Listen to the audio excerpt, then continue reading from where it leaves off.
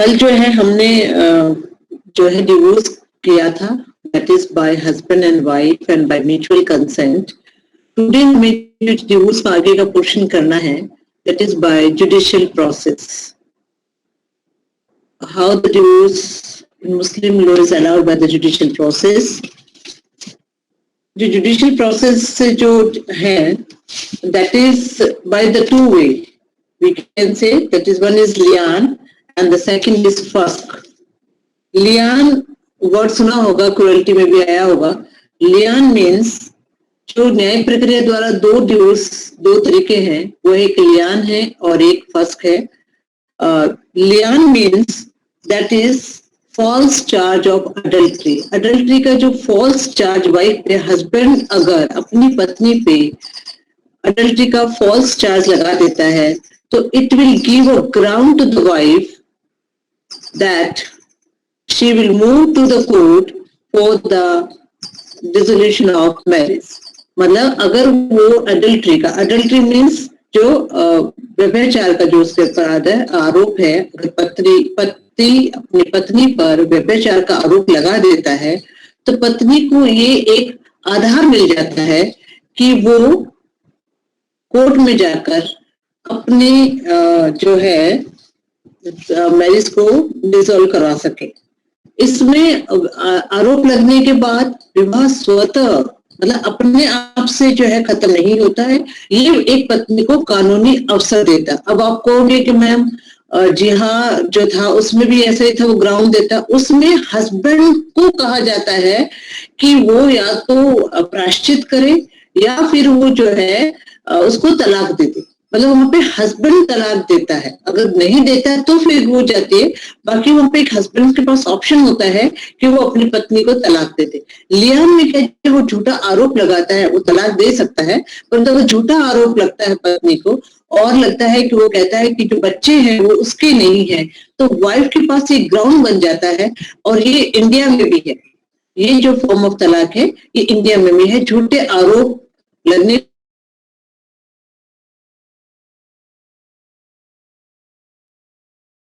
File कर सकते।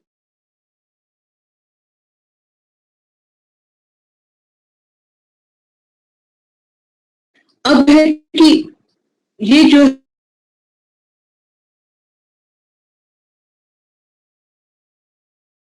है वो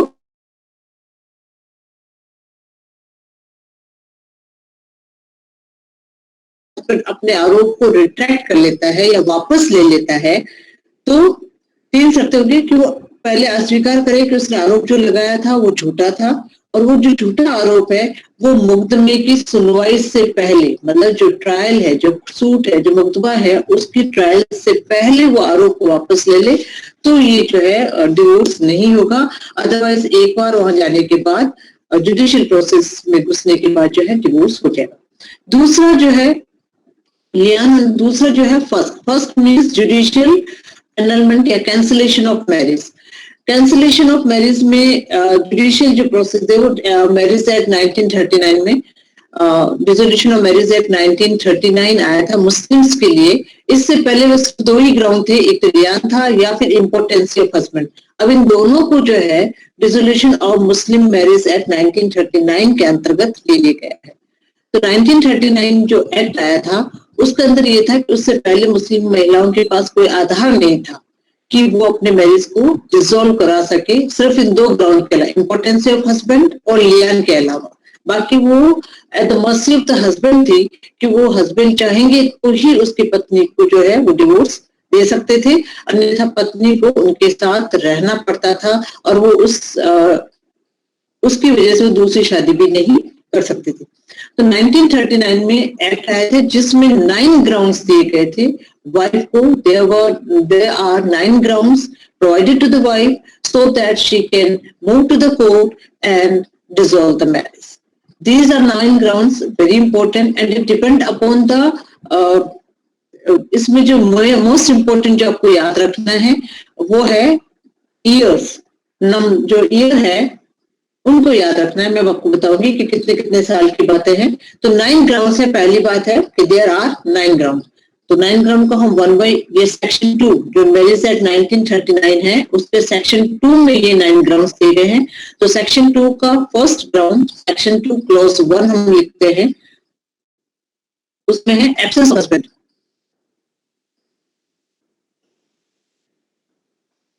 अभी तक तो समझ में आ गया? Is there any problem?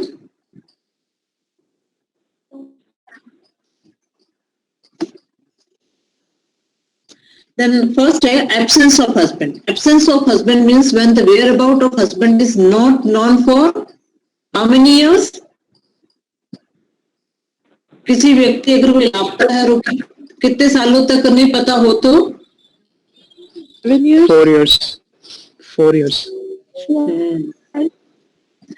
Evidence act ये कहता है कि कोई व्यक्ति अगर 7 साल तक लापता है तो उसको हम मृत मान लेते हैं, परंतु मुस्लिम लॉ में जिसके पता नहीं किसने name I think Bhavin Jain है ये, कि absence of husband is 4 years। अगर हस्बैंड का जो पता अगर 4 साल तक नहीं है, फॉर 4 years अगर हस्बैंड का अता पता नहीं है तो मुस्लिम लेडी कोर्ट में जा सकती है and then she can file for the dissolution of marriage, file for the divorce, और कोर्ट जो है उसको डिग्री देता है जो 6 महीने तक रहती है। अगर 6 महीने के बीच मतलब जो वो सूट फाइल करती है उससे डिग्री जो है जो डिग्री मिलती है उसके 6 महीने तक वो डिग्री के बीच में अगर वो आ जाता है हस्बैंड विद इन 6 months तो ये जो डिवोर्स नहीं होगा। और 6 महीने पास होने के बाद अगर 6 महीने पूरे होने के बाद अगर हस्बैंड आता है या पता लगता है तो ये डिवोर्स कंप्लीट माना जाता है।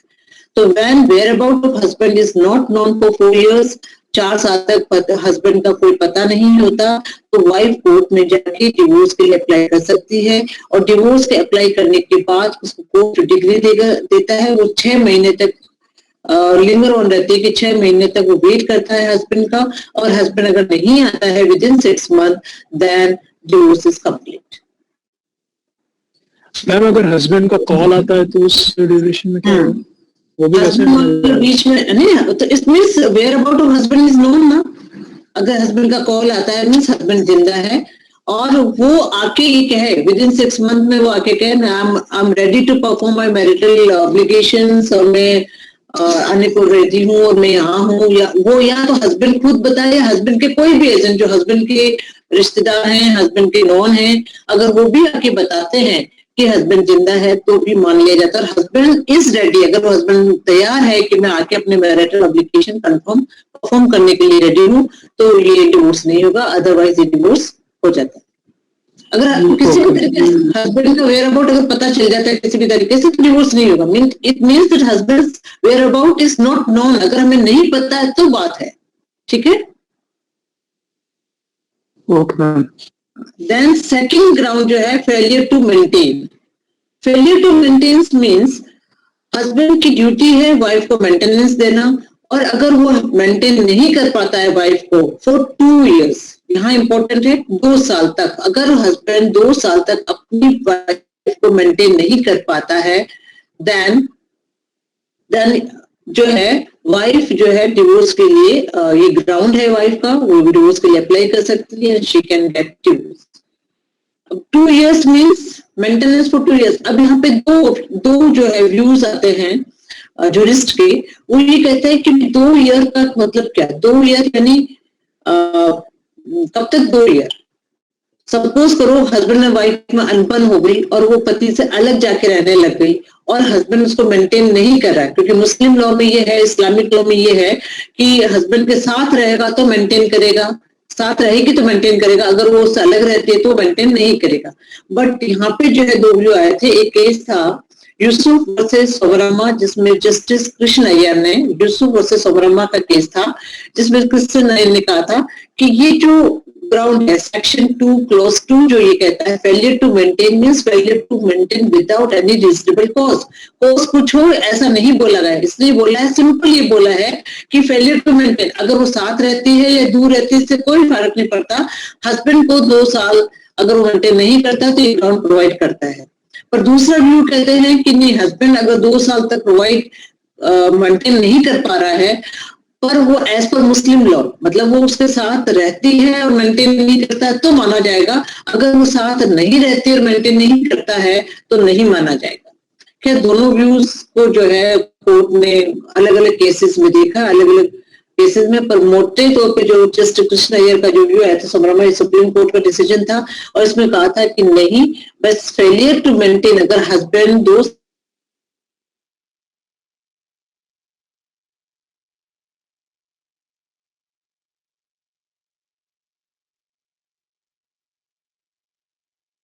अब 2 साल कौन से 2 साल कैसे होने चाहिए, मतलब हस्बैंड वाइफ की लड़ाई हुई 6 महीने, लड़ाई हुई तब से। Your voice was breaking. My voice is breaking. Okay, यार 2 years मेंटेनेंस, अगर हस्बैंड 2 साल तक मेंटेन नहीं कर पाता है वाइफ को, इससे कोई फर्क नहीं पड़ता कि वो उसके साथ रह रही थी या अलग रह रही थी, मतलब अलग कब रहती जब लड़ाई करके चली गई और अलग से रहने लगी, डिवोर्स नहीं हुआ उनके बीच में और वो अलग रह रही, तो भी हस्बैंड को मेंटेन करना है। तो जो जस्टिस कृष्ण अय्यर ने सोमरमा जो केस आया था उसमें कहा था कि इससे कोई फर्क नहीं पड़ता वो साथ रह रही है दूर रह रही है, the duty of husband is to maintain the wife, or if he's failed in his duty for maintaining his wife for 2 years, then wife has an option to go for the divorce. अब यहाँ पे है 2 years means what, कौन से 2 साल, suppose करो I am giving an problem, एक wife है जिससे हस्बैंड और वाइफ है, दोनों की लड़ाई हुई और वाइफ 6 महीने चली गई, फिर उनके बाद में समझौता हुआ, वापस आ गई, फिर उनके बीच में 2-4 महीने साथ रहे, फिर लड़ाई हुई, फिर वो गई और 2-1.5 साल मतलब साल भर बाहर रही, फिर वापस उनके ऊपर समझौता हुआ, वापस आई, देन वापस हो गई तो 6 महीने, तो ये 2 साल हो गए, फिर वो डिवोर्स फाइल करती है कि मेरे को 2 साल हो गए, अब मुझे मेंटेनेंस दे दिया, क्या वाइफ का ये ग्राउंड बनता है या नहीं बनता है? नो मैम, नहीं बनता है, नहीं बनेगा मैम।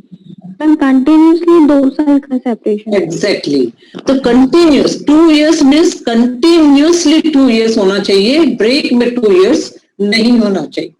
अगर वाइफ 2 साल कंटिन्यूसली हस्बैंड से दूर रहती है और हस्बैंड दूर रहती है, पास रहती है, साथ में रहती है, मेक नो डिफरेंस, 2 साल तक अगर हस्बैंड उसको मेंटेन नहीं करता है तो ये ग्राउंड बनता है, wife can move to the court for the divorce. Then third जो है इम्प्रिजमेंट ऑफ हस्बैंड, अगर हस्बैंड को ऐसा कोई कारावास इम्प्रिजमेंट हो गया है जो 7 साल तक की सजा या उससे ऊपर की सजा है तो वाइफ को ये ग्राउंड, मतलब उसने ऐसा कुछ क्राइम किया है जिसमें उसको पनिशमेंट हुआ है, उसको पनिशमेंट जो है 7 years और अबव का पनिशमेंट मिला है, इम्प्रिजमेंट ऑफ 7 years और अबव का, तो मतलब जो वाइफ को जो है ये ग्राउंड है कि वो जाके डिवोर्स के लिए अप्लाई कर सकती है। अब यहाँ है कि दिस इम्प्रिजमेंट, दिस पनिशमेंट जो प्रोनाउंसमेंट हुआ है, ये जो पनिशमेंट मिला है ये फाइनल होना चाहिए, इसकी कोई अपील नहीं हो। सपोज करो कि सेशन कोर्ट ने डिसाइड किया या हाई कोर्ट में चला गया तो वो ग्राउंड नहीं है, हाई कोर्ट ने डिसाइड किया वो सुप्रीम कोर्ट में चला गया वो ग्राउंड नहीं है। बट सपोज कि हस्बैंड ने हाई कोर्ट में दिया और हाई कोर्ट के बाद हस्बैंड जो सुप्रीम कोर्ट अपील में नहीं गया तो दैट इज द फाइनल, वो फाइनल प्रोनाउंसमेंट माना जाएगा, पनिशमेंट जो है इम्प्रिजमेंट फाइनल माना जाएगा और वो जो है वाइफ को ग्राउंड देता है। Then fourth is section 2 clause 4 जो कहता है failure to perform marital obligation. अब यहाँ पे ध्यान रखना ये है 3 years कि हस्बैंड जो है 3 साल तक जो है 3 साल तक अपने मैरिटल ऑब्लिगेशन जो है परफॉर्म नहीं कर पाया, पर यहाँ पे जो लैंग्वेज लिखी गई है विदाउट एनी रीजनेबल ग्राउंड, मतलब रीजनेबल कॉज, कोई कारण रहा हो तो अलग बात है, बिना किसी कारण के अगर वो 3 साल अपने मैरिटल ऑब्लिगेशन नहीं कर पाया है तो ये ग्राउंड बनता है। अब सपोज करो हस्बैंड एंड वाइफ है, हस्बैंड मान लो दुबई चला गया, कुवैत चला गया, 3 साल 4 साल नहीं मिल पाए तो दैट इज रीजनेबल ग्राउंड। जो रीजनेबल ग्राउंड की वजह से उन्हें मैरिटल ऑब्लिगेशन नहीं हो पाए, उनके बीच में जो है दाम्पत्य संबंध नहीं बन पाए, तो that is a reasonable ground.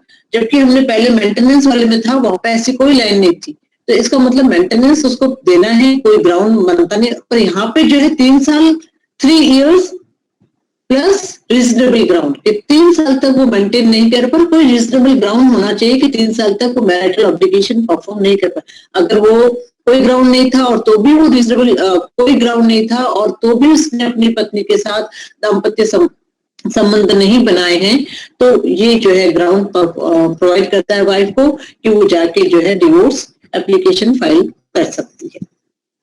Then fifth is impotency of husband. Impotency of husband means नपुंसकता जो है, ही इज इम्पोर्टेंट, नपुंसक है हस्बैंड. तो इम्पोर्टेंसी ऑफ हस्बैंड कब की बात, इम्पोर्टेंट कब है, at the time of marriage भी हो सकता है और आफ्टर दैट भी हो सकता है. मतलब if husband is important at the time of marriage और after that, after the marriage वो important हो गया, तो भी ग्राउंड बनता है वाइफ को कि वो कोर्ट में जाके अपने जो है इसके लिए डिवोर्स के लिए फाइल कर सकती है.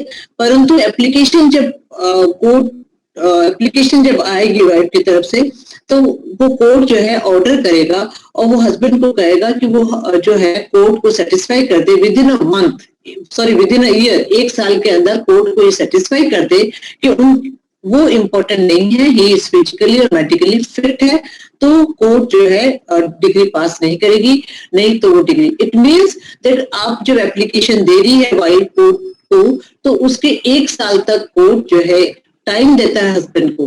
तो इट मीन्स वो एप्लीकेशन के 1 साल के बाद जो है प्रोसेस शुरू होता है इम्पोर्टेंसी में. तो application plus 1 year given to the husband to prove himself whether he is important और नॉट. मतलब 1 साल के भीतर उसको अपने आप को बताना है कि वो फिजिकली एंड मेडिकली फिट है, तो कोर्ट डिग्री पास नहीं करेगा, नहीं तो कोर्ट डिग्री पास कर देगा. Then sixth ground is importancy of sixth ground is that insanity, leprosy or vulnerable diseases. मतलब पति अगर पागल है, या फिर उसको कोढ़ या कुष्ठ रोग हो गया है, या वो जो है उसको कुछ ऐसा रति जनित रोग है जो कम्युनिकेबल है, वो जो ऐसे कुछ वल्नरेबल डिजीज हो गए हैं, तो भी वो वाइफ के लिए ग्राउंड प्रोवाइड करता है कि वो उसको डिवोर्स के लिए अप्लाई कर सकती है. पर ये जो है ऐसा कहते 2 साल तक हो, मतलब ये जरूरी नहीं है 2 साल तक, पागलपन वाला कम से कम 2 साल तक का है. बाकी जो लेप्रोसी, कुष्ठ रोग और जो वल्नरेबल डिजीज है उसका 2 साल तक होना जरूरी नहीं है, वो इंस्टेंट भी हो सकते हैं. मान लो उसको कोई ऐसा एकदम डिजीज हो गया, वल्नरेबल डिजीज, तो she can file for the divorce. Then 7th is repudiation of marriage, अस्वीकृति.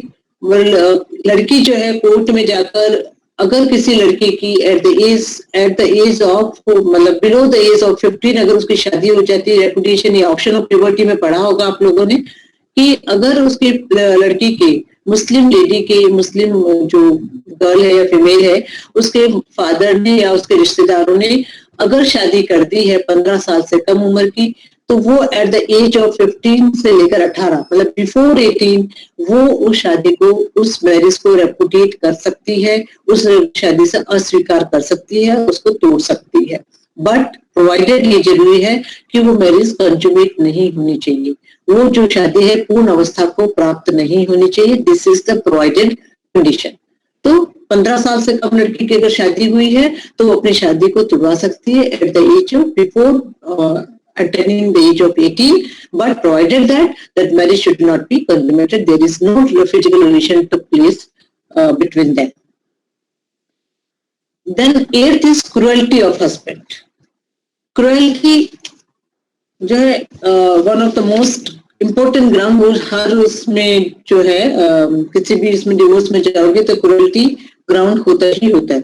अब how you can define cruelty? Cruelty की कोई डेफिनेशन नहीं है. It can be physical, it can be mental, but Russell versus Russell में कुछ cruelty के English case था, उसमें क्रुएल्टी के दे रखी थी कुछ डेफिनेशन में कुछ ग्राउंड्स दे रखे थे, और मुस्लिम लॉ ने भी वो ग्राउंड्स जो है अडॉप्ट किए हैं कि इनको क्रुएल्टी माना जा सकता है.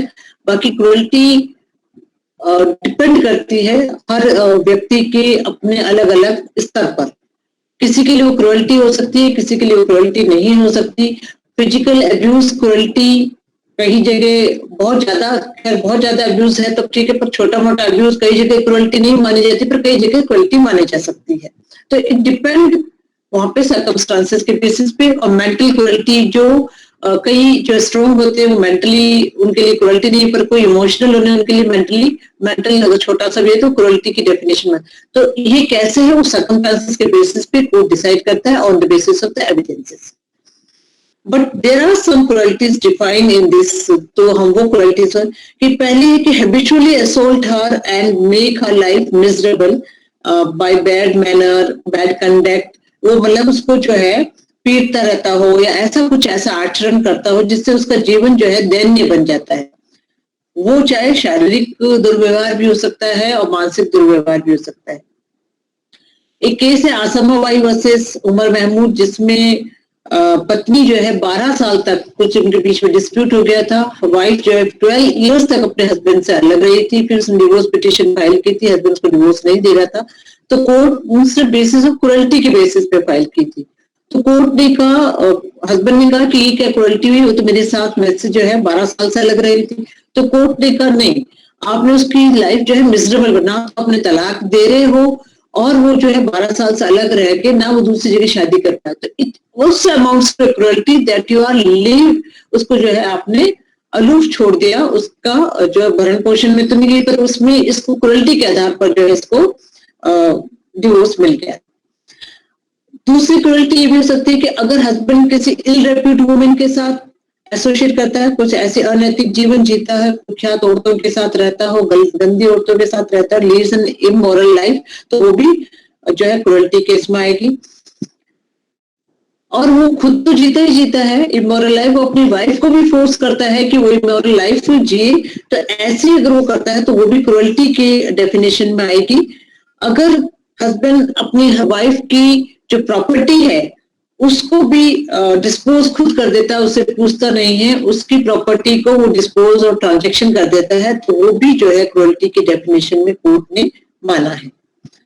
अगर वो वाइफ को उसके जो रिलीजियस प्रैक्टिस फॉलो करने में या प्रोफेशन फॉलो करने में ऑब्स्ट्रक्ट करता है, मना करता है और कुछ ऐसे हिंड्रेंस पैदा करता है, तो ऐसे में भी जो है वो क्रुएल्टी के डेफिनेशन में आएगी। एक बहुत इम्पोर्टेंट, इसमें बड़ा इंटरेस्टिंग सा केस है अबू बकर वर्सेस मामू खोया। अबू बकर वर्सेस मामू खोया बहुत मुस्लिम लॉ में बहुत इंपॉर्टेंट केस है, कई जगह आता है ये। इसमें जो है वाइफ ने ये कहा कि मेरा हस्बैंड कहता है कि मैं साड़ी पहनूं और सिनेमा देखने चलूं उसके साथ, तो being a Muslim lady, being a Muslim, हमारे यहाँ सिनेमा हराम माना जाता, मैं साड़ी नहीं पहन सकती, तो ये मेरे साथ मेरे प्रोफेशन को, जो रिलीजियस प्रोफेशन है, वो मुझे प्रैक्टिस जो है ऑब्जर्व नहीं करने देता, तो ये मेरे साथ क्रुएल्टी है। कोर्ट ने इसे कहा कि it is not a cruelty. Cruelty है कि अगर वो आपको रोजा नहीं रखने दे, नमाज नहीं पढ़ने दे, आपको अपनी इबादत नहीं करने दे, तो वो रिलीजियस प्रैक्टिसेस में आता है। अगर वो साड़ी पहनना और आपको सिनेमा दिखाने के लिए बोलता है, तो it is not come under the cruelty. इसको क्रुएल्टी वो इसकी एक इच्छा है, वो आप फॉलो करना चाहें तो ठीक है, बाकी it not amount to the cruelty. Can you please repeat the case? Abu Bakar versus Mamu Khoya. Abu Bakar versus Mamu खोया। आई थिंक नेम ही पूछना था आपको शायद, बाकी तो कंटेंट समझ में आ गया होगा। Yes, ma'am. Then,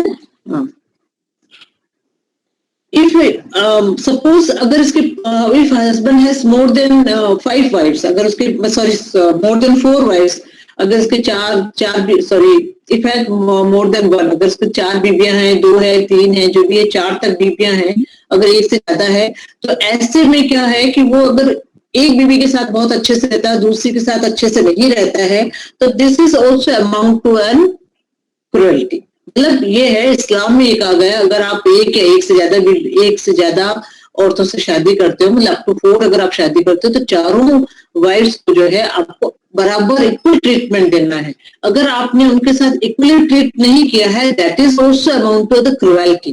तो जो है, अगर एक वाइफ के साथ ढंग से रह रहे हो, दूसरे के साथ ढंग से नहीं रह रहे हो, तो दूसरी वाइफ के लिए जो है क्रुएल्टी है। इसमें केस है मोहम्मद हाफिज वर्सेस तालिब हुसैन। मोहम्मद हाफिज वर्सेस तालिब हुसैन। इस जो मोहम्मद हाफिज थे, इसके 2 बीबियां थी और वो फिर कोई मतलब बाहर फॉरेन चला गया था, और वो एक बीबी को तो भरण पोषण के लिए भेजता था, दूसरी के साथ वो जो है भरण पोषण या मेंटेनेंस के लिए कुछ देता नहीं था। तो इसमें इसको जो कोर्ट में वाइफ गई थी, तो कोर्ट ने इसको नॉट इक्वल ट्रीटमेंट के बेसिस पे इसको क्रुएल्टी माना था और डिवोर्स ग्रांट किया था। क्या फर्स्ट वाइफ के होते हुए सेकंड, मतलब पहली बीवी अगर है और सेकंड वाइफ से शादी कर ले तो क्या it is amount to cruelty?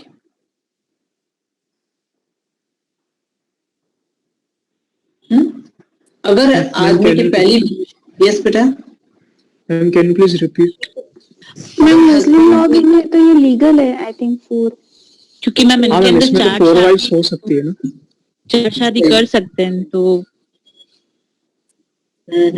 ये पहले वाइफ की परमिशन लेनी पड़ेगी, हाँ परमिशन तो लेते हैं, तभी कर सकता है वो सेकंड वाइफ से। नहीं तभी नहीं, कोई ये कंडीशन जो है वो ऐसी कंडीशन नहीं है, मतलब कोई मैंडेटरी कंडीशन नहीं है। हाँ परमिशन लेता है तो इज गुड,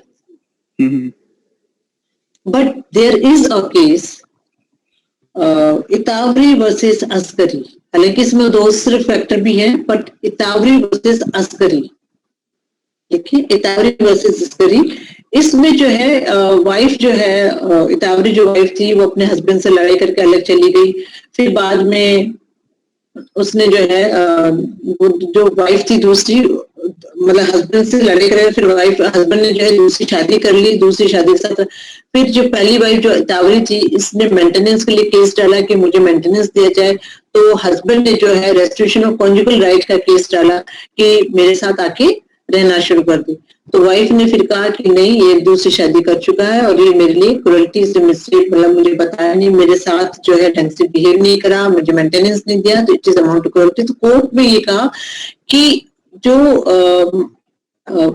भी परमिशन जो आप कह रहे हो 4 है, बट जो लीगल है लेजिस्लेशन है वो उसको प्रमोट नहीं करेगा कि आप 2-3 शादियां कर सकते हो, आप मेंटेन कर सकते हो बराबर से अच्छे से, then you can and you have to take permission लेनी चाहिए, बट आप अगर सेकंड वाइफ डाइवोर्स के ग्राउंड क्या था? उसने शादी बिना के करी इसलिए, या उसको मेंटेनेंस अभी भी नहीं दे रहा है इसलिए? मेंटेनेंस दे रहा, दूसरी वाइफ से इतावरी ने कहा कि वो सेकंड वाइफ है, मैं उसके साथ नहीं रह सकती क्योंकि 2 बीबी उसके साथ होने के साथ मेरे साथ बिहेव वैसे पहले ही अच्छे से नहीं करा तो बाद में नहीं करेगा, तो कोर्ट ने कहा हाँ सेकंड वाइफ जो है एक दूसरी बीबी लाना भी फर्स्ट वाइफ के लिए क्रुएल्टी है, और उन्होंने इसको ग्राउंड माना। तो बच्चों क्या होता है, केस जब भी आता है कोर्ट के सामने, तो कोर्ट के सामने जो एविडेंसेस रखे जाते हैं उसके बेसिस पे डिसीजन होता है, और इसलिए तो कई सेशन कोर्ट में कुछ डिसीजन होता है, हाई कोर्ट में कुछ हो जाता है, तो ये डिस्क्रिप्शन ऑफ द जजेस भी है। पर यहाँ पे इस केस में जो है कोर्ट ने सेकंड वाइफ सेकंड मैरिज को जो है क्रुएल्टी माना है फर्स्ट वाइफ के लिए, एंड उसको जो है डिवोर्स प्रोवाइड किया है। तो मैम क्रुएल्टी के लिए कोई विटनेस चाहिए क्या?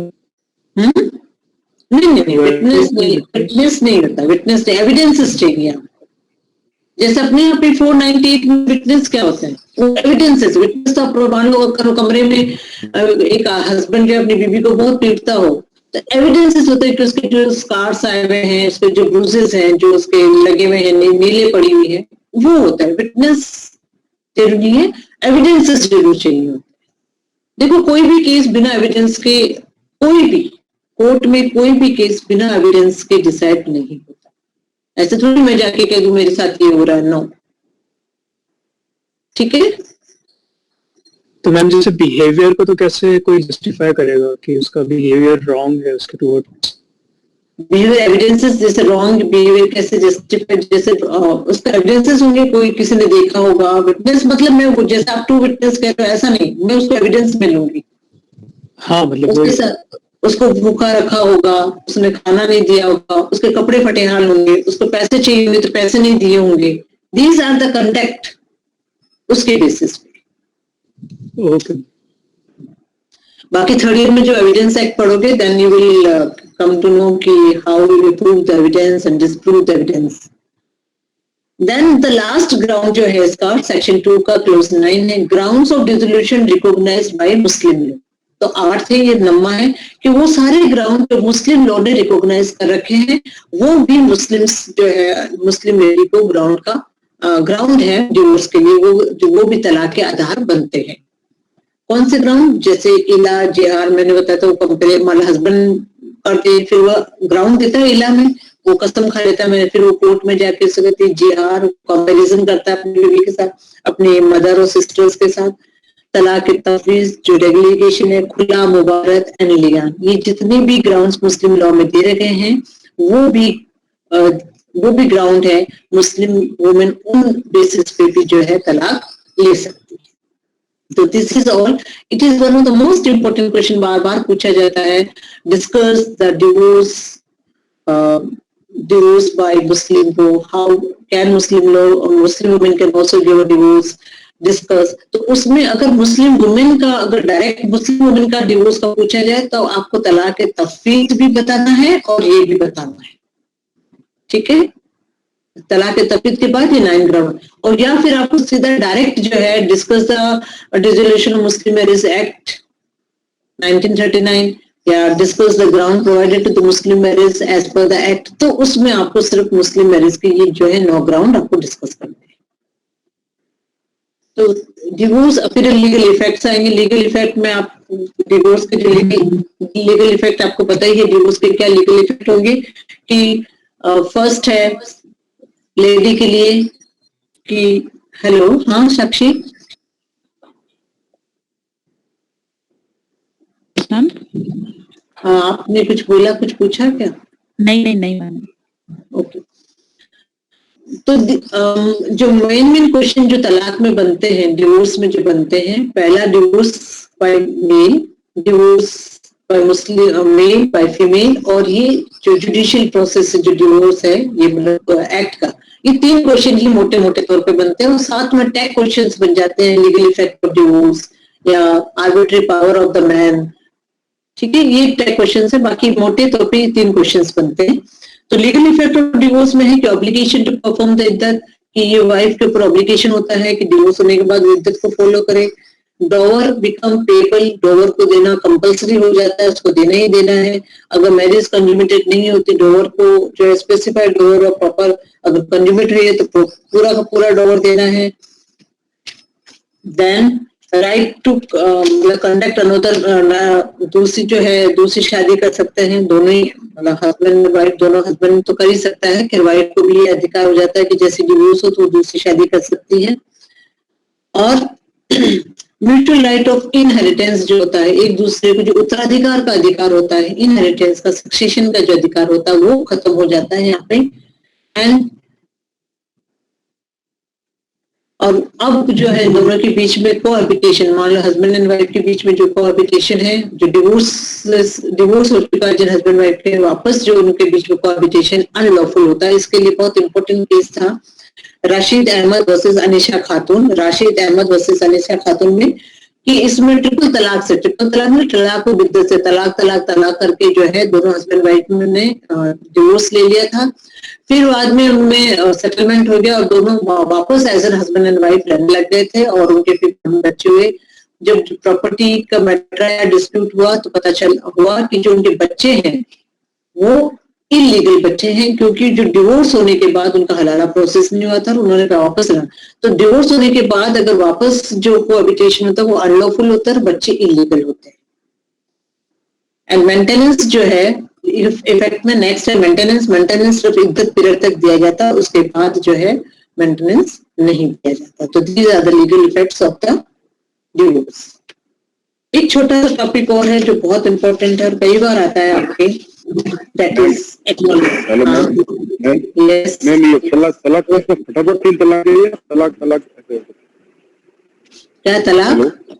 हाँ, ये तलाक लेके फटाफट 3 तलाक, यानी कंटिन्यू 3 बार बोलना पड़ता, फटाफट तो ही माना जाता है या फिर? मैंने कल पूरा पढ़ा दिया। तलाक जो है ये तो जो फटाफट वाला बोल रहे हो ना आप, ये फटाफट वाला बंद कर दिया, अनकॉन्स्टिट्यूशनल हो गया है। या मैम, ये अब नहीं है, अब ये पहले होता था, अब ये तलाक नहीं है। तलाक जो है 3 फॉर्म है इसके। तलाकुल बिद्दत था ये, तलाकुल सुन्नत में 2 है, हसन और अहसन, जो मैं कल पढ़ा चुकी हूँ।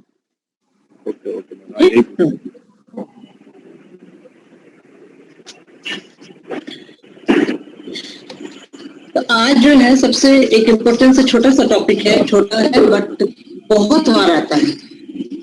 नीरज आप अपना माइक ऑफ करते हैं। या छोटा सा टॉपिक है पर वो बहुत बार पढ़ा जाता कई बार आता है एक्नॉलेजमेंट, अभी स्वीकृति।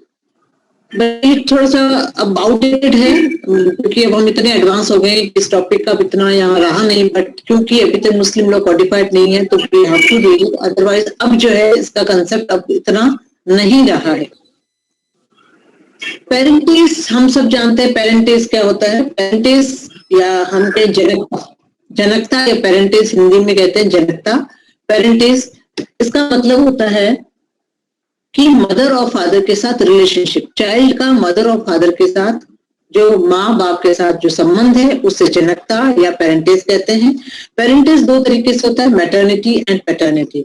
Maternity means relation of a child with mother, बच्चे का अपनी माँ के साथ संबंध, और पैटर्निटी मीन्स बच्चे का अपने पिता के साथ संबंध।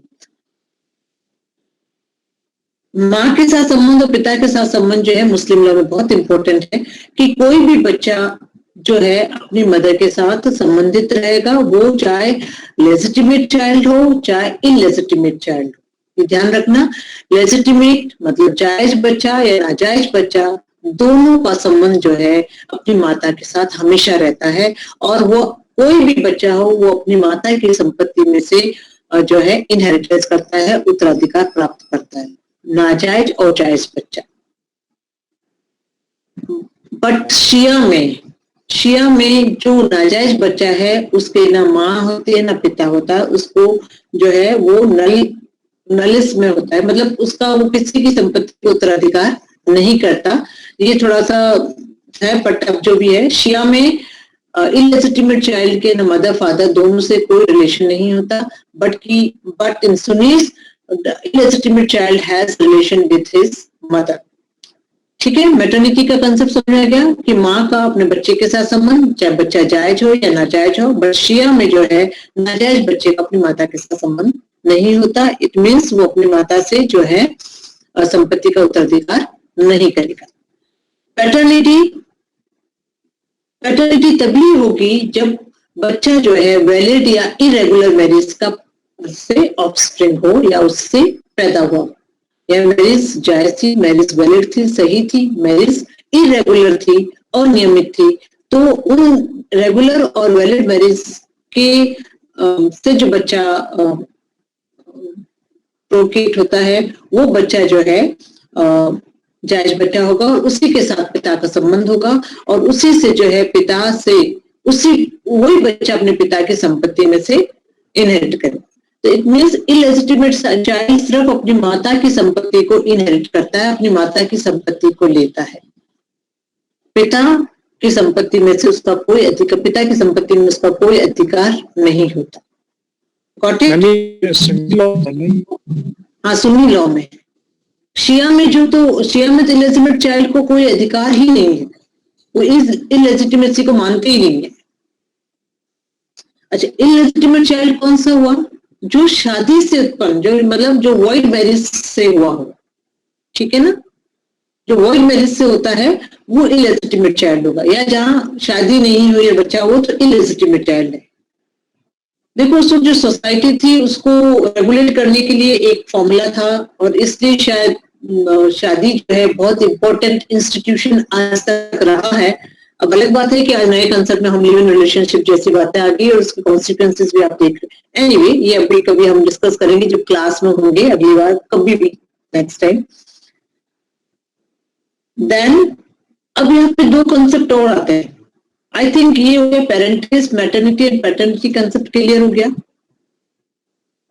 अब यहाँ है एक कंसेप्ट आता है लेजिटिमेसी। लेजिटिमेसी होती है धर्म या वैधता। जब डायरेक्ट वैधता और लेजिटिमेटाइजेशन दो कंसेप्ट आते हैं बच्चों। लेजिटिमेटाइजेशन एंड लेजिटिमेसी। लेजिटिमेसी मतलब बच्चा आपका है, लेजिटिमेट चाइल्ड है, धर्मज चाइल्ड है, धर्मस्थता जिसे कहते हैं, आपका मतलब जो एक वैलिड शादी से पैदा हुआ बच्चा जो है धर्मज है। अब है लेजिटिमेटाइजेशन जो है वो मुस्लिम में नहीं है। लेजिटिमेटाइजेशन का मतलब है धर्मजता देना, धर्मीकरण करना। मतलब जैसे एक हस्बैंड एंड वाइफ है, उनके कोई बच्चा नहीं है, उन्होंने उस बच्चे को अट करके उन्होंने अपना नाम दिया, वो लेजिटिमेटाइजेशन हो गया। बट मुस्लिम में ऐसा कोई कंसेप्ट नहीं है। मुस्लिम में अडॉप्शन जैसा कोई कंसेप्ट नहीं है, वो लेजिटिमेट चाइल्ड को ही मानते हैं। अब एक थोड़ा सा और कंसेप्ट पढ़ लेते हैं। अब यहाँ धर्मस्था जो है, धर्मस्थ चाइल्ड या लेजिटिमेट चाइल्ड कौन सा माना जाएगा? जो वैलिड मैरिज से उत्पन्न हुआ। पर यहाँ पे कुछ कंसेप्ट दे रखे हैं मुस्लिम मैरिज में कि ये क्या, मुस्लिम लॉ ये कहता है कि विवाह के 6 महीने में जन्मा बच्चा जो है इलेजिटिमेट होता है। मीन्स विवाह के 6 महीने के अंदर जन्मा हुआ बच्चा इलेजिटिमेट होता है और वो अस्वीकार किया जाए। मतलब अगर हस्बैंड एंड वाइफ की शादी भी हो गई है और बच्चे का जन्म विद इन 6 मंथ हुआ है तो भी वो इलेजिटिमेट चाइल्ड होगा, वो लेजिटिमेट चाइल्ड नहीं होगा। ध्यान रखना, चाहे वैलिड मैरिज हो या इरेगुलर मैरिज हो, उसके अंदर भी अगर बच्चा 6 महीने के अंदर पैदा हो जाता है वो लेजिटिमेट चाइल्ड नहीं कहलाएगा। देन अगर बच्चा 6 मैम ये जेजे एक्ट मुस्लिम चिल्ड्रंस के ऊपर एप्लीकेबल है? मैं भी बताती हूँ।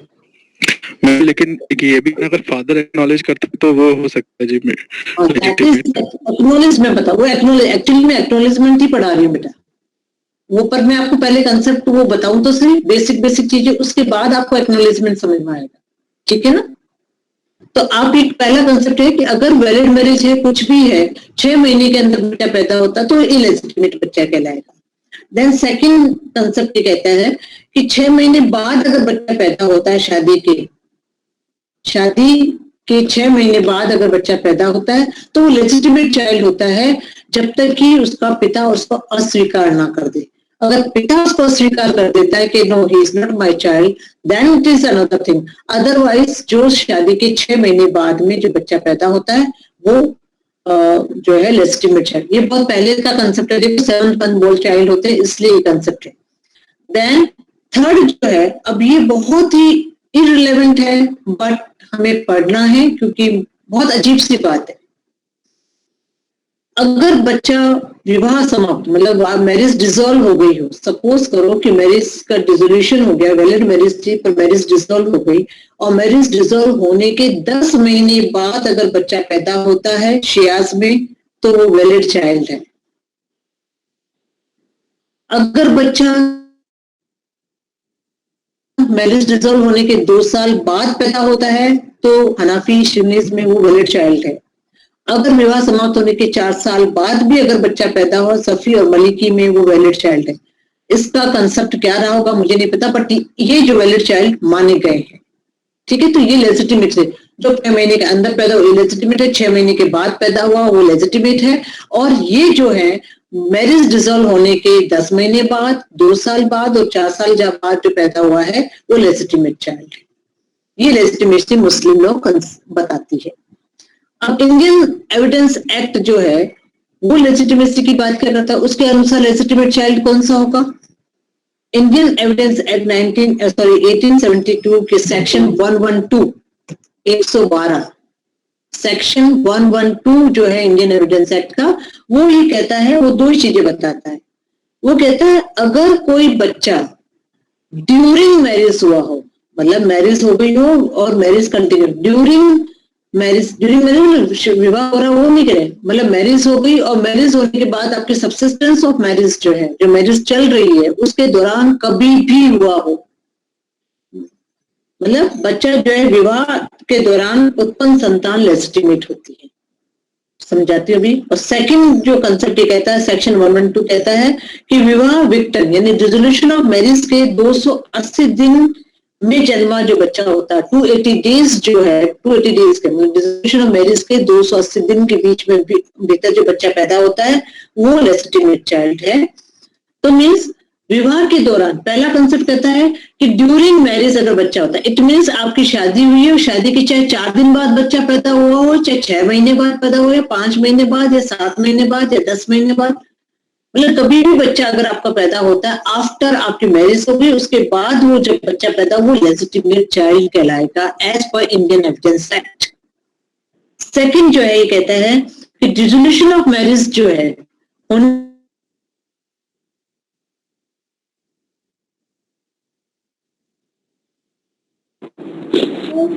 Ma'am, we can't hear.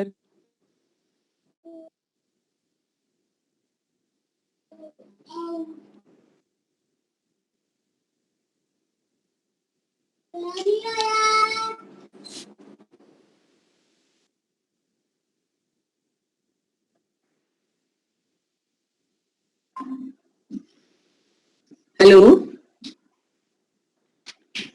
Yeah, ma'am, we miss you, ma'am. We are unable to hear you. हाँ, वो नेट कनेक्शन चला गया। मैम आपकी आवाज प्रॉपर नहीं आ रही। मैम अभी नहीं आ रही थी, नेट चला गया था, मैं वापस बोल रही हूँ। तो मैंने अभी बताया था मुस्लिम लॉ में आपको जो है मैं लेजिटिमेसी की डेफिनेशन थी और इंडियन एविडेंस एक्ट में लेजिटिमेसी की डेफिनेशन थी। इंडियन एविडेंस एक्ट लेजिटिमेसी की डेफिनेशन ये देता है कि जो ड्यूरिंग मैरिज जो बच्चा पैदा होता है वो लेजिटिमेट होगा, चाहे वो शादी के 1 महीने बाद या 1 दिन बाद या 4 महीने बाद, कभी भी पैदा, आफ्टर मैरिज अगर बच्चा पैदा हो गया है तो वो लेजिटिमेट चाइल्ड है।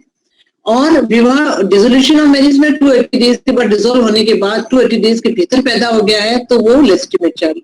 और मुस्लिम तो मैम ये क्रॉस हेलो मैम। हाँ जी मैम, इंडियन एविडेंस इसको एक्ट को मतलब मुस्लिम लॉ क्रॉस करेगा तो जजमेंट किस आधार पे आएगा? देखो, पर्सनल लॉ अगर क्रॉस करते हैं तो जजमेंट एविडेंस एक्ट, क्योंकि वो सब पे एप्लीकेबल होगा। मुस्लिम लॉ का जो कंसेप्ट था वो पहले रहा होगा, पर आज हम जो साइंटिफिकली बात करें तो एविडेंस एक्ट ज्यादा प्रिवेल करेगा। ठीक है। अब यहाँ पे कई जगह इसमें भी जो उन्होंने पूछा, गिराज ने बात सही कह रहे कि कौन से, तो कई जूरिस्ट कहते हैं कि नहीं मुस्लिम लॉ पर्सनल लॉ है, पर्सनल लॉ में मुस्लिम लॉ एप्लीकेबल होना चाहिए। कुछ कहते हैं नहीं, आज हम जो है साइंटिफिक उसमें आ गए हैं तो एविडेंस एक्ट प्रिवेल होना चाहिए, सुपरसीड नहीं करना चाहिए। कुछ कहते हैं एज पर द कंडीशन और सर्कमस्टेंस के बेसिस पे जो है प्रिवेल हो। तो मैंने लेजिटिमेसी बताई कि लेजिटिमेट कौन कौन कैसे होगा।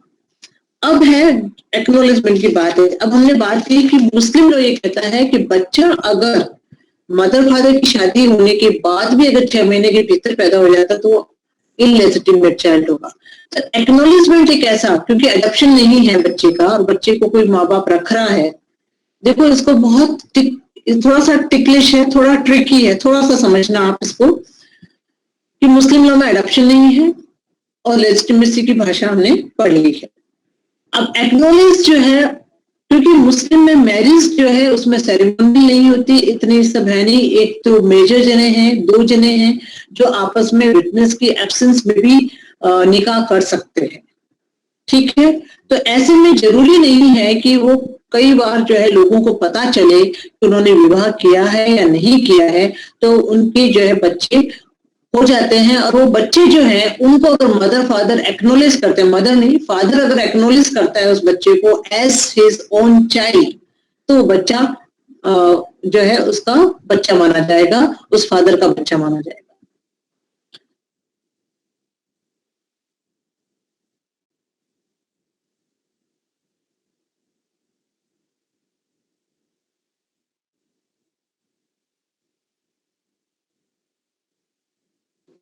Ma'am, voice is missing.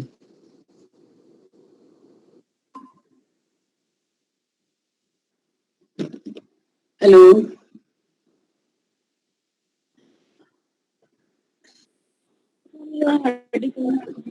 बेटे बार बार कुछ फोन आ जाता है। एनीवे मैं अभी फटा। तो वो 3 चीजें आप ध्यान रखें। एक होती है प्रूव्ड, मीन्स जो साबित हो चुकी है, प्रूव्ड हो चुकी है।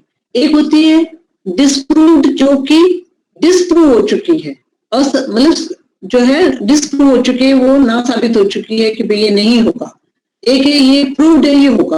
अब प्रूव्ड और डिस्प्रूव्ड के बीच में एक चीज और आती है नॉट प्रूव्ड, जो ना तो साबित हुआ है और ना ही ना साबित हुआ है। इस चीज को ध्यान से रखना, ध्यान सुनना। प्रूव्ड और डिस्प्रूव्ड के बीच में होता है नॉट प्रूव्ड। तो जो चाइल्ड लेजिटिमेट प्रूव्ड हो चुके हैं, जो चाइल्ड इलेजिटिमेट प्रूव्ड हो चुके हैं, या जो चाइल्ड लेजिटिमेट डिस्प्रूव्ड हो चुके हैं, जो चाइल्ड इलेजिटिमेट प्रूव्ड हो चुके हैं, मतलब जो कंफर्म हमें पता है कि ये बच्चा लेजिटिमेट है, जो कंफर्म हमें पता है ये बच्चा इलेजिटिमेट है, वहां पे एक्नॉलेज की बात नहीं आएगी। लेजिटिमेट है मीन्स उसका बच्चा है, उसको एक्नॉलेज करने की जरूरत नहीं है। अगर इलेजिटिमेट है तो मीन्स उसका बच्चा नहीं है, वो एक्नॉलेज नहीं कर सकता। तो इलेजिटिमेट चाइल्ड को एक्नॉलेज नहीं किया जाता। त्रिलोक आपने पूछा था कि फादर एक्नॉलेज करता है, फादर एक्नॉलेज करता है, पर अपने इलेजिटिमेट बच्चे को भी फादर एक्नॉलेज नहीं कर सकता। There are some conditions. बात समझ में आ गई? अगर ये बहुत अच्छे से प्रूव हो चुका है कि बच्चा इलेजिटिमेट है, तो फादर चाहकर, चाहे वो उसी बाप का बच्चा हो, फादर उसको एक्नॉलेज नहीं कर सकता। तो इलेजिटिमेट चाइल्ड को हम एक्नॉलेज नहीं कर सकते, और लेजिटिमेट चाइल्ड को एक्नॉलेज करने की जरूरत नहीं, क्योंकि उसका बच्चा ही है। तो वहां तो फिर एक्नॉलेज की बात कहाँ आती है? एक्नॉलेज की बात आती है जो ना तो प्रूव हो चुका है ना डिस्प्रूव, मतलब कुछ एक संशय है बीच में। तो नॉट प्रूव्ड जो चाइल्ड है, नॉट प्रूव्ड की जो बात है, वहां पे एक्नॉलेज की बात आती है। क्यों आती है? मैंने बोला था आपको कि निकाह जो है, कोई भी दो मेजर आदमी जो है निकाह कर सकते हैं। मेजर होते हैं वो विटनेस की एब्सेंस में भी वहां पे कुछ नहीं है। एजेंट को प्रपोजल देना, दूसरा एक्सेप्ट करना है, और दोनों साथ रहने लगे, उनके बच्चा हो गया, बड़े लोगों ने नहीं देखा हो या देखा हो, बट फादर एक्नॉलेज कर रहा है कि ही इज माई चाइल्ड, तो वो बच्चा माना जाए। समझ में आ गई बात? या मैम हाँ, बिकॉज कि ये बहुत इंपॉर्टेंट क्वेश्चन आता है।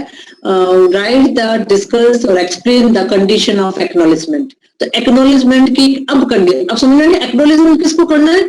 जो लेजिटिमेट इलेजिटिमेट दोनों ही नहीं है बच्चा, वो एक्नॉलेजमेंट की बात आएगी।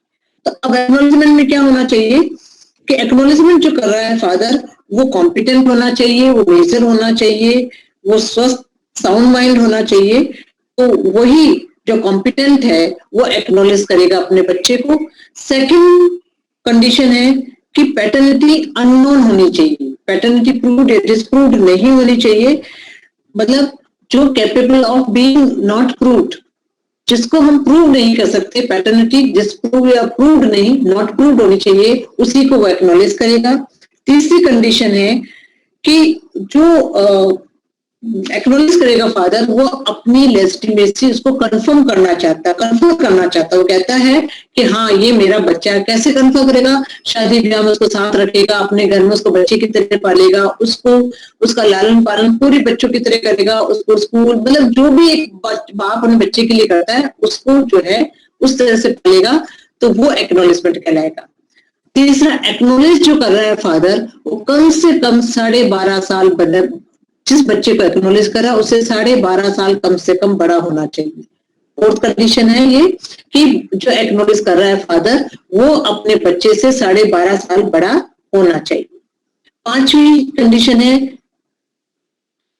कि जिस बच्चे को वो एक्नॉलेज कर रहा है उसकी मदर के साथ जो है legal marriage must be possible between the parents. जो वाइफ है उसके साथ लीगल मैरिज पॉसिबल हो, मतलब प्रोहिबिटेड डिग्री में वो लेडी नहीं आनी चाहिए। अगर प्रोहिबिटेड डिग्री में लेडी आती है तो वो बच्चा इलेजिटिमेट हो जाता है। तो जिस बच्चे को वो एक्नॉलेज कर रहा है उसकी मदर जो है प्रोहिबिटेड डिग्री में नहीं आनी चाहिए। Acknowledge child must not be, sixth condition है कि acknowledge child must not be the offspring. मतलब एक्नॉलेज चाइल्ड जो है वो ऑफस्प्रिंग या उसका उत्पन्न नहीं होना चाहिए, विवाह से पहले गर्भ में नहीं होना चाहिए, मतलब निकाह बाद में हुआ और बच्चा पहले कंसीव कर लिया, ऐसे बच्चे को भी एक्नॉलेज नहीं किया जा सकता, क्योंकि ये बच्चा भी इलेजिटिमेट चाइल्ड कहलाता है।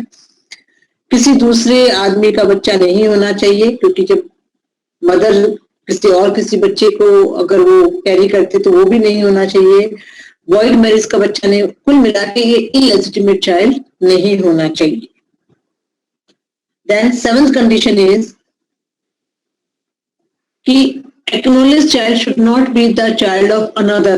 मतलब जैसे कोई आदमी है वो अपनी बहन का बच्चा रख रहा है, किसी को गोद लेके जैसे रख रहा हो, अगर किसी और के बच्चे को वो पाल रहा पोस रहा है तो भी वो एक्नॉलेज नहीं कर सकता।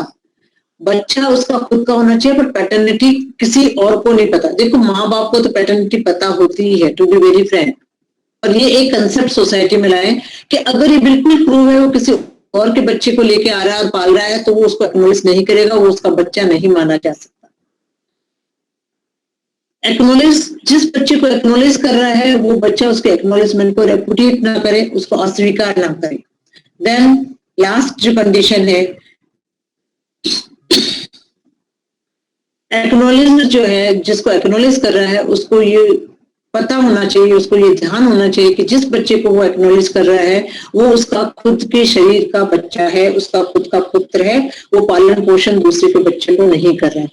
तो यहाँ पे जो कंसेप्ट मुझे बड़ा ये थोड़ा सा अजीब सा कंसेप्ट है, पर शायद ये था कि ये है कि जिस बच्चे को आप पाल रहे हो वो बच्चा दूसरों को नहीं पता वो कैसा, अगर दूसरों को कुछ नहीं पता है उसके बारे में और आप उसको एक्नॉलेज समाज के सामने उसको सिर्फ एक्नॉलेज कर रहे हैं अपने बच्चे की तरह, तो समाज उसको आपका बच्चा मानेगा।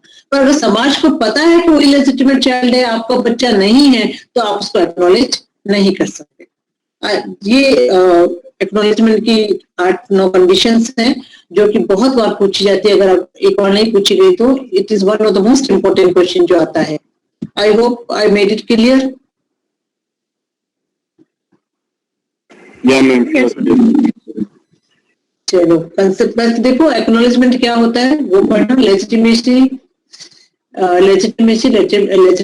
पे शॉर्ट नोट आता है, पर आप अभी बचे हुए हो इससे शॉर्ट नोट से, पर बीच में भी कभी कोई पूछ ले तो एक बात है, लेजिटिमेटाइजेशन जो होता है अडॉप्शन को कहते हैं, मतलब आप अडॉप्ट करें। तो मुस्लिम लॉ में अडॉप्शन नहीं है, परंतु तो फिर भी कई मुस्लिम्स में जो है अडॉप्शन किया जाता है, क्योंकि आप कल भी किसी आप में से बोला था कि ज्यादातर मुस्लिम कन्वर्ट है, वो अपनी परंपराओं को साथ लेके आए, तो कई जगह अडॉप्शन आप देखेंगे होगा, बट सरिया लॉ जो है पूरी तरह से अडॉप्शन को मना करता है। पर हाँ, सुप्रीम कोर्ट ने शबाना हाशमी के केस में कहा था कि मुस्लिम लेडी जो जिसके बच्चा नहीं है वो अडॉप्ट कर सकती है। तो सुप्रीम कोर्ट के ऑथोरिटी जरूर है अडॉप्शन के मुस्लिम्स में, but Muslim law as a personal law वो जो है अडॉप्शन को एक्सेप्ट नहीं करता। व्यवहारिक तौर पे तो बहुत लोग करते ही हैं। व्यवहारिक तौर पर करते हैं, वही तो कह रही हूं, हम लोग जो है प्योर लॉ से नहीं चलते, हम लोग अपने कस्टम से चलते हैं, अपनी परंपराओं से चलते हैं। हाँ, करंट जैसे ये कायम खानी गोदमाल वगैरह जो होते हैं, मतलब कन्वर्ट हुए वो लोग अभी तक उनकी ट्रेडिशनल पहनावा वगैरह में भी चेंजेस हुए हैं। हाँ हाँ, आप खैर कायम खाने का क्यों, ज्यादातर आप सारे मुस्लिम्स को देख लेना, सारी अमूमन 99% मुस्लिम्स कन्वर्टेड है। खैर जो भी ये जैसे सुप्रीम कोर्ट ने परमिशन दे रखी है कि वो अडॉप्ट कर सकते हैं, तो क्या ये मुस्लिम लोग उसको चैलेंज कर सकता है कि हमारे इसमें अडॉप्शन है ही नहीं, तो आप कैसे? जुडिशरी देखो, अभी ट्रिपल तलाक खत्म किया था, अब देख रहा थोड़े थोड़े दिन में पॉली के भी खत्म हो जाए, मतलब चैलेंज तो कर ही सकता है, क्यों नहीं कर सकता। जो चीजें गलत हैं समाज में एक टाइम के साथ, देखो ये चीजें बनी होगी उस वक्त समाज में इन चीजों की जरूरत रही होगी, पर आज जो जब चीजें जो रूढ़ियां हो गई हैं, जिनको चैलेंज बन गए हैं बुराइयां, तो उनको तो सुप्रीम कोर्ट चैलेंज क्यों नहीं कर सकता। जो चीजें गलत है समाज के लिए सही नहीं है। एक औरत का बच्चा नहीं हुआ तो उसके जीवन पर बिना बच्चे के रह पाएगी? नेचुरल जस्टिस की बात है, ओके, चैलेंज किया जा सकता है 100%। जो चीज गलत है वो में चैलेंज हो सकती है। हाँ बेटा, मैम जैसे अगर वुमेन एक्नॉलेज कर ले कि इस बच्चे का बायोलॉजिकल फादर यही है, तो उसके बाद भी तो जो मेल है वो तो मैं नहीं कर सकता ना कि ये मेरा। देखो मदर और फादर मैंने बता दिया ना, अगर वो कहते बायोलॉजिकल फादर यही है, पर वो निकाह से पहले अगर हुआ है तो इलिजिबल चाइल्ड कहलाएगा मुस्लिम्स में। अगर निकाह नहीं हुआ है और निकाह होने के, मान लो सपोज करो कि पहले उनके बीच में रिलेशन रहे और वो प्रेग्नेंट हो गई लेडी और उसके बाद में उन्होंने निकाह किया, तो भी वो बच्चा इलिजिटिमेट चाइल्ड, चाहे बायोलॉजिकल फादर वो खुद ही हो। ये अगर प्रूव हो जाता है कि ये बच्चा कंसीव जो लेडी ने बिफोर मैरिज, बिफोर निकाह किया है, तो वो इलिजिटिमेट चाइल्ड है एज पर मुस्लिम। बाकी इंडियन एविडेंस एक्ट तो परमिट करता है। तो मैम जेजे एक्ट अप्लाई होता है उनके ऊपर? जेजे एक्ट बिल्कुल अप्लाई होता है। देखो जो जितने भी एक्ट हैं इंडिया में, पर्सनल लॉ को छोड़ के जितने भी एक्ट जो सब पे लागू होते हैं वो मुस्लिम्स पे भी लागू है। Child marriage registered marriage act भी मुस्लिम्स पे लागू होता है, चाहे पर्सनल मुस्लिम लोग कहता हो कि 15 साल 18 साल से कम शादी, परंतु चाइल्ड रजिस्टर्ड मैरिज जो 18-21 का है वो भी उन पे लागू होता है। तो जितने भी लोग इंडिया में ट्रेवल करते हैं वो उन पे भी लागू होता है। ठीक है, तो मैम ये केरला हाई कोर्ट का एक जजमेंट है जिसमें उन्होंने बोला है कि child born in living relationship to be constructed as child born to married couple. तो इसमें उन्होंने बोला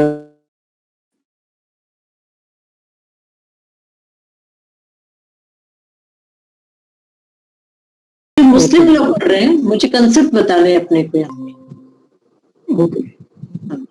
बाकी चीजें सही गलत जो है बच्चों, ये कोर्ट कर, जैसे ट्रिपल तलाक को बहुत जनों ने सही माना था, इतना ह्यू एंड क्राई हुआ था, इतने प्रोटेस्ट हुआ था, बट जो गलत था वो गलत था। बड़ी फिर मैं बताऊँ, हिंदुस्तान की विडंबना है हमारी कि हम पॉलिटिकली बहुत ज्यादा मोटिवेट हो जाते हैं, इसलिए सब नहीं हो रहा है। अदरवाइज सही चीजें उनको करने में क्या, इस्लामिक कंट्रीज ने ट्रिपल तलाक कब बंद कर दिया, सिर्फ इंडिया लास्ट बचा था एक जिसने जाके ये लास्ट में किया, बाकी बांग्लादेश पाकिस्तान तक बंद कर चुके हैं। तो ऐसी ऐसी कुछ चीजें हैं वो रिफॉर्म कर चुके हैं, इन सब चीजों को वो रिफॉर्म कर चुके हैं। ये हमारे यहाँ तो रिफॉर्मेशन या कॉडिफिकेशन होने नहीं दे रहे, बाकी इनमें काफी अमेंडमेंट आ चुके हैं, दूसरी मुस्लिम कंट्रीज में बहुत अमेंडमेंट्स हो चुके हैं। ठीक है, पर अब जो मुस्लिम लॉ है और जैसा है हमें पढ़ना है, क्योंकि हम एकेडमिक, हम एग्जामिनेशन पॉइंट ऑफ व्यू से पढ़ रहे हैं, बिल्कुल रैशनली भी हमें सोचना चाहिए, पर ये चीजें कंसेप्ट है। अब मेरा एप्लीकेशन प्रोसेस क्या होता है, कैसे करता है, कोर्ट के सामने जब प्रॉब्लम जाती है कोर्ट को कैसे apply, that is up to the court, but these are the basic, this is substantial law हम कह सकते हैं, ये लॉ है। अब इसको कैसे अप्लाई करना है, कई बार एक चीज किसी के एक के लिए अच्छी हो सकती है, दूसरे के लिए अच्छी नहीं हो सकती, तो सर्कमस्टेंसेस के बेसिस पे होगा। पर हमेशा कोर्ट जो है पैरामाउंट इंटरेस्ट बच्चे का माना जाता है। माँ बाप, कोई भी बच्चा, मैं तो हमेशा मैं कोट करती हूँ क्लास में पढ़ाते हुए, रितंबरा जो सादी रितंबरा वही कहती है, कभी बच्चा नाजायज नहीं होता, रिश्ते नाजायज हो सकते हैं, बच्चा कभी नाजायज नहीं होता। तो child is born of that mother, father नहीं होगा तो कोई और माँ बाप होंगे। तो ये दो क्वेश्चन आज एक तरह से मैंने क्लियर कर दिए, कंसेप्ट ये छोटा सा टॉपिक था, हो गया। नेक्स्ट मंडे को हम पढ़ेंगे, क्या है नेक्स्ट, आपको विल पढ़ाना है ना, next Monday we will discuss the will, okay. Ma'am, one more question, ma'am. Yes. Ma'am, when the child is illegitimate and father is not acknowledging, then where will the child, who is responsible for the child? Child, illegitimate child is always with mother. Okay. He will inherit the property of mother, mother will look after him. अभी मैं कुछ और तभी तो है ना, माँ बच्चा माँ का होता है, पिता पिता भी बहुत अलग सा डिस्कशन हो जाएगा। बाकी इलेजिटिमेट चाइल्ड का फादर से वैसे भी, फादर की प्रॉपर्टी में वैसे भी इलेजिटिमेट चाइल्ड का जो है इनहेरिटेंस नहीं होता है,